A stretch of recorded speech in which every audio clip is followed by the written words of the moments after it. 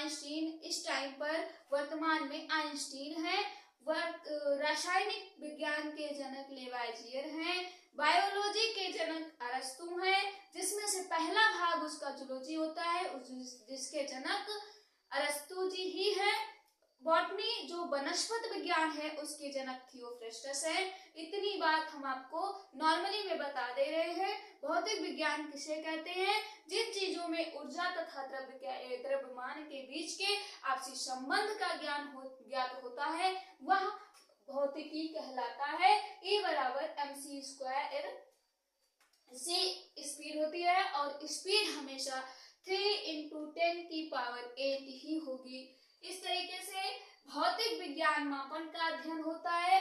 जो भी चीजें मापने के लिए उपयोग की जाती हैं, जिन चीजों को मापने का उपयोग किया जाता है वो भौतिक में आती हैं, जैसे किलोग्राम, सेंटीमीटर, मीटर। अभी आगे हम आपको बहुत सारा बताएंगे, लेकिन प्रेजेंट टाइम पे आप इतना जानो कि भौतिक विज्ञान मापन का अध्ययन होता है। किसी भी भौतिक राशि को व्यक्त करने के लिए मात्रक एवं परिणाम दोनों की आवश्यकता होती है। किसी भी चीज को अगर आपको मापना है तो उसके लिए आपको मात्रक एवं परिणाम दोनों की आवश्यकता होगी। और किसी भी चीज को जब हम मापेंगे तो कैसे मापेंगे? जैसे हम आपको क्वेश्चन देते हैं कि 40 kg, यहाँ पे बेटा हम ये आपको बता रहे हैं भौतिक विज्ञान मापन का अध्ययन होता है। किसी भी भौतिक राशि को व्यक्त करने के लिए मात्रक एवं परिणाम दोनों की आवश्यकता होती है। एग्जाम्पल में हम आपको बता रहे हैं 40 kg ले लेते हैं, जिसमें से 40 क्या होगा? मात्रक होगा। 40 kg का मतलब क्या होगा? 40 क्या होगा आपका?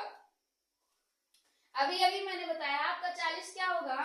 परिणाम होगा। और केजी क्या होगा आपका? मात्रक होगा। केजी होगा आपका मात्रक और 40 होगा परिणाम। अर्थात कितना मापना है आपको? केजी में मापना है। और कितना मापना है? 40 किलो मापना है। इस तरीके से बेटा हम क्या जान जाते हैं कि जिनमें परिणाम और मात्रक दोनों ही स्थितियां होती हैं वो क्या कहलाता है? भौतिकी कहलाता है, फिजिक्स कहलाता है। भौतिक राशि को मापने के लिए 4 प्रणाली प्रसिद्ध है। भौतिक राशि को मापने के लिए वैज्ञानिकों ने 4 पद्धतियां दी हैं। मापन पद्धति 4 प्रकार की दी है, जिसके बारे में हम अध्ययन करेंगे। पहली हमारी है FPS पद्धति, दूसरी हमारी है CGS पद्धति, तीसरी हमारी है MKS पद्धति और चौथी हमारी है यशाई पद्धति। FPS को बोलेंगे फुट पाउंड सेकेंड, CGS को बोलेंगे सेंटीमीटर ग्राम सेकेंड, MKS को बोलेंगे मीटर किलोग्राम सेकेंड और SI को बोलेंगे सिस्टम ऑफ इंटरनेशनल। अर्थात ये अंतरराष्ट्रीय पद्धति है जो सबसे ज्यादा उपयोग की जाती है। इसके बारे में हम बाद में बात करेंगे। सबसे पहले FPS के बारे में बात कर लेते हैं। FPS माप पद्धति क्या है? FPS का मतलब होता है बेटा, S का मतलब होता है सेकेंड, P का मतलब होता है पाउंड, F का मतलब होता है फुट, फुट का मतलब होता है लंबाई, पाउंड का मतलब होता है द्रव्यमान, S का मतलब होता है सेकेंड समय। अर्थात समय, द्रव्यमान, लंबाई मिला के क्या बनाते हैं? मापन पद्धति बनाते हैं। ऐसे CGS में है, नाम तो अलग होगा बेटा, ये सेंटीमीटर ग्राम सेकेंड में होगा, बट समय, द्रव्यमान, लंबाई इसमें भी होगी। अर्थात समय, द्रव्यमान, लंबाई को नापने की 3 पद्धतियां दी गई हैं। कौन कौन सी? FPS, CGS, MKS। अब जैसे फुट पाउंड सेकेंड जो है वो आप किसमें नापेंगे? लंबाई, द्रव्यमान, समय। आप जब FPS पद्धति क्वेश्चन आपको मिल जाए कि 1 किलोग्राम को आप FPS में बताइए तो आप कैसे बताएंगे? बताइए आप कैसे बताएंगे? FPS पद्धति में लंबाई क्या होगी? जैसे आप क्या कहते हो, आप दीवार की लंबाई कैसे देखते हो? नीचे से ऊपर की ओर कि ऊपर से जो छत पड़ा हुआ उसकी लंबाई देखोगे? नीचे से दीवार देखोगे ना कितनी लंबी जा रही है। और द्रव्यमान का मतलब क्या होता है? कितने किलो की ईंट लग रही है, कितने किलो का मसाला लग रहा है, समय कितना लग रहा है। मतलब एक लंबाई में अगर 10 फीट की दीवार जोड़ना है तो कितना समय लगेगा। आप ऐसे CGS में देखोगे कि सेंटीमीटर में नापोगे। सेंटीमीटर में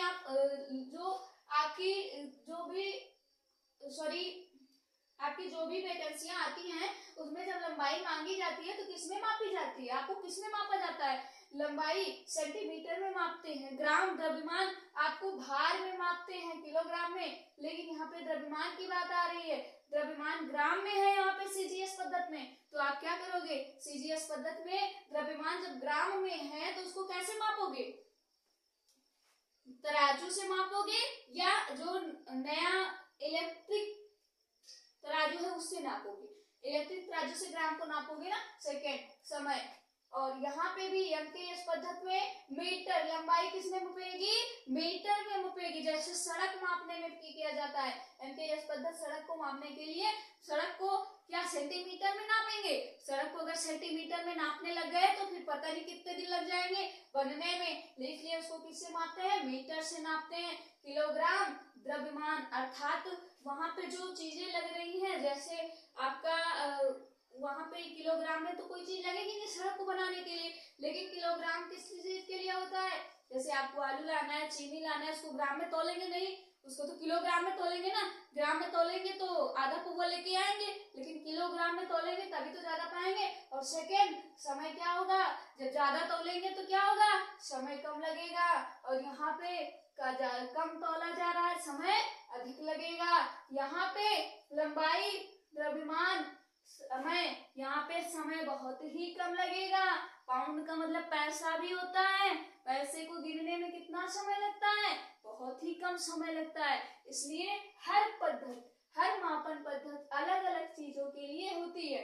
अब आपकी सबसे मेन आती है चौथी पद्धति, एसआई पद्धति, जिसको कहते हैं सिस्टम ऑफ इंटरनेशनल। इसके बारे में हम थोड़ी सी जानकारी प्राप्त कर लेते हैं, या क्या है, यह एमकेएस पद्धति का ही विस्तृत रूप है। एमकेएस पद्धति में अभी आपको बताया कि भार उसका ज्यादा होगा, समय कम होगा, लंबाई सबसे अधिक होगी, लंबाई सबसे अधिक होगी, भार उससे कम होगा और समय उससे भी कम लगेगा, अर्थात ये एसआई पद्धति का विस्तृत रूप है।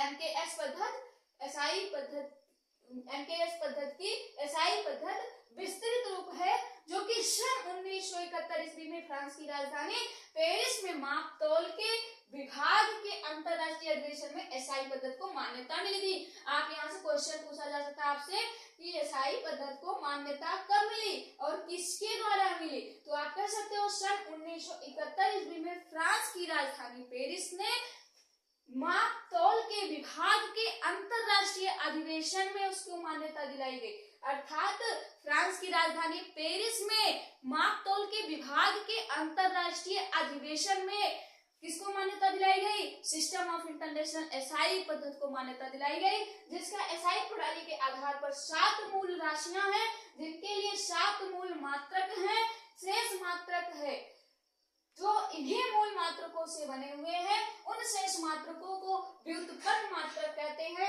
जिसे कहते हैं एसआई मात्रक। एसआई मात्रक कितने प्रकार के होते हैं, 2 प्रकार के होते हैं।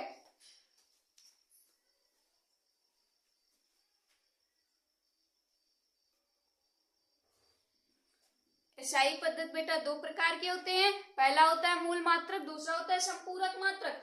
मूल मात्रक क्या होता है, जो मूल मात्रक की संख्याएं होती है 7 और संपूरक मात्राएं की संपूरक मात्रक की संख्या होती है 2। मूल मात्रक हम आपको बताते हैं, उसके मूल राशि, मूल मात्रक, संकेत, विमा, लंबाई क्या है, मूल राशि है, इसका मूल मात्रक क्या होगा, मीटर होगा, और इसकी संकेत क्या होंगे, स्मॉल m होगा, विमा क्या होगी, कैपिटल L होगी। द्रव्यमान मूल राशि होगा मूल मात्रक का, और इसका मूल मात्रक क्या होगा द्रव्यमान का, किलोग्राम। किलोग्राम को किससे संबंधित करेंगे, किससे प्रदर्शित करेंगे, स्मॉल केजी से, और इसका विमा क्या होगा, कैपिटल M होगी। समय, तीसरा आपका मूल मात्रक है समय। समय का मूल मात्रक क्या होगा, सेकेंड। यहाँ पे आप देखना है ना, देखिए ये तीनों क्या है, सेकेंड है, और किस चीज का मूल मात्रक है, समय का है। समय को हर जगह सेकेंड बोलेंगे, और इसको स्मॉल एस से प्रदर्शित करेंगे, और इसका विमा होगा टी, कैपिटल टी। उसके बाद आपका चौथा है तापमान। तापमान का मूल मात्रक क्या होगा, केल्विन। केल्विन को किससे प्रदर्शित करेंगे, स्मॉल के से। स्मॉल के का मूल विमा क्या होगा, कैपिटल के। अगला आपका क्या है, धारा। धारा का मूल मात्रक क्या होगा, एम्पेयर। धारा किसमें बहेगी, एम्पेयर में बहेगी। इसको किससे प्रदर्शित करेंगे, कैपिटल ए से। और इसका बीमा क्या होगा, कैपिटल ए होगा। अगला आपका ज्योति तीव्रता। ज्योति तीव्रता क्या है, आपके यहाँ इन्वर्टर होगा, और इन्वर्टर किस कंपनी का है, लुमिनस का है। तो ज्योति तीव्रता लुमिनस इंटेंसिटी है, इसको कैंडेला से प्रदर्शित करते हैं, और इसका संकेत होता है, प्रदर्शित करते हैं सीडी से, स्मॉल सीडी से, और इसका बीमा होता है कैपिटल सी। अगला आपका 7वां है पदार्थ की मात्रा, अमाउंट ऑफ सब्सटेंस। इसका मूल मात्रक क्या होता है, मोल होता है। इसका संकेत क्या होता है, मोल होता है। इसकी बीमा क्या होती है, एन होती है। इस प्रकार से एसआई मात्रक हम आपको बता दिए। एसआई मात्रक क्या है, एसआई मात्रक 2 प्रकार का होता है। एसआई मात्रक सन 1971 में फ्रांस की राजधानी पेरिस में माप तौल विभाग के अंतरराष्ट्रीय अधिवेशन में एसआई पद्धति को मान्यता मिली, जो एसआई प्रणाली के आधार पर 7 मूल राशियां हैं, जिनके लिए मूल मात्रक है। शेष मात्रक इन्हीं मूल मात्रकों से बने हैं। उन शेष मात्रकों को व्युत्पन्न मात्रक कहते हैं। जो मात्रक इन 7 मूल मात्रकों से हटकर बने हुए हैं, उनको कहते हैं व्युत्पन्न मात्रक। और जो आपका संपूरक मात्रक है 2, उसके बारे में हम बात करते हैं। पहले थोड़ा सा रिमार्क देख लेते हैं, याद करने हेतु बिंदु। रेडियन तथा स्टेरेडियन पूरक मात्रक है। रेडियन को कोण में मापते हैं तथा स्टेरेडियन को घन में मापते हैं। आप जानते हैं कि रेडियन को हमेशा किस चीज में मापते हैं, कोण में। आप 6, 7, 8 में मैथ में पढ़ के आएंगे ज्योमेट्री, जिसको किसमें वहां पे चांदा लेते थे आप, चांदा से देखते थे। ये सीधा लाइन गया, समतल लाइन गया, तो कितने का हो गया, ये सीधी लाइन का, ये सीधी लाइन का कोण बन रहा है, कैसे बन रहा है, 90 का बन रहा है। इधर बन रहा है, इधर बन रहा है, इधर सीधा बन रहा है, 180 का बन रहा है। ऐसे आप देखते थे, यहाँ 30 है, यहाँ 60 है, यहाँ 120 है, यहाँ ऐसे ऐसे आप इस चांदे को ऐसे रख के माप लेते थे। उसी को क्या कहते हैं, रेडियन कहते हैं, जो हमेशा क्या करता है, कोण मापने का काम करता है। और स्टेरेडियन क्या करता है, घन मापने का काम करता है। जब आप घर बनवाते हो, कुछ करते हो, तो आपकी जमीन किन टुकड़ों में है, त्रिभुजाकार है, आयताकार है, गोलाकार है, घनाकार है, षटकोण है, किस प्रकार से है, ये आप मापते हो। इस मापन की विधि को क्या कहते हैं, स्टेरेडियन कहते हैं। स्टेरेडियन घन में मापते हैं, और इनके नाम होते हैं समतल कोण, जो अभी मैंने बताया कैसा होता है, हर तरफ से बराबर होता है। ये होता है 90 अंश का कोण, समतल कोण। इसको रेडियन, इसका मात्रक होता है रेडियन, और संकेत होता है RAD, रेड। और दूसरा होता है ठोस कोण, सॉलिड एंगल। आपको पता है, कंफर्म है कि ये 90 अंश पे है, तो आप इसको क्या कहते हो, स्टेरेडियन। आपका कैसा है, घनाकार है, आयताकार है, वर्गाकार है, अंडाकार है, गोलाकार है, त्रिभुजाकार, कैसा है। आप इसको जब देख लेते हो और कंफर्म कर लेते हो कि 90 अंश पे त्रिभुजाकार बन रहा है, तो ये हो जाता है स्टेरेडियन। स्टेरेडियन को SR से प्रदर्शित करते हैं। इस तरीके से आज की क्लास में हम इतना पढ़ाई कर लेते हैं। आगे की क्लास में हम पढ़ेंगे व्युत्पन्न मात्रक किसे कहते हैं। आज थोड़ी सी जानकारी हम व्युत्पन्न मात्रक में देंगे। व्युत्पन्न मात्रक किसे कहते हैं, ये व्युत्पन्न मात्रक 2 या 2 से अधिक मूल राशियों, मूल मात्रकों से मिलकर बने होते हैं। व्युत्पन्न राशियां क्या कहलाती हैं, व्युत्पन्न राशियां 2 या 2 से अधिक। हम आपको थोड़ा सा बता देते हैं व्युत्पन्न राशि के बारे में, व्युत्पन्न मात्रक के बारे में। बेटा, व्युत्पन्न मात्रक किसे कहते हैं, व्युत्पन्न मात्रक 2 या 2 से अधिक, 2 या 2 से अधिक, 2 या 2 से अधिक व्युत्पन्न राशियां 2 या 2 से अधिक मूल मात्रकों से मिलकर बने होते हैं। 2 या 2 से अधिक मूल मात्रकों से मिलकर बने होते हैं, जिनको मूल मात्रकों से मिलकर बने होते हैं, मूल मात्रक से मिलकर बने होते हैं, व्युत्पन्न मात्रक कहलाते हैं, व्युत्पन्न मात्रक कहलाते हैं। इस तरह से आज की